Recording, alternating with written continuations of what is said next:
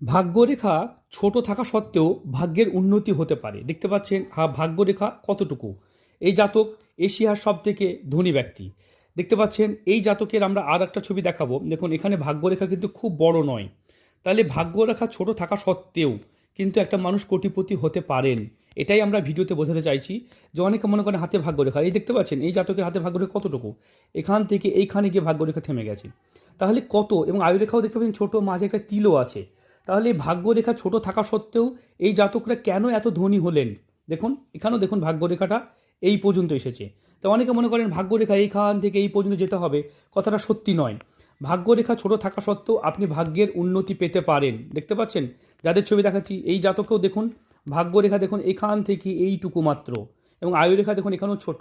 তাই অনেকে মনে করেন যে ভাগ্যরেখা ছোট থাকলে ভাগ্যের উন্নতি হয় না, কথাটা মিথ্যে।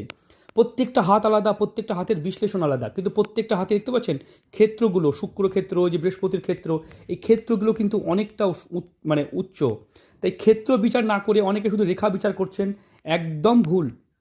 যদি ক্ষেত্র বিচার না করেন তাহলে হাত বিচার করা পারবেন না, বুঝতে পেরেছেন? দেখতে পাচ্ছেন এই যে শুক্র পর্বত, চন্দ্র পর্বত, মঙ্গল পর্বত, এই যে দেখছেন বৃহস্পতি পর্বত কত সুন্দর।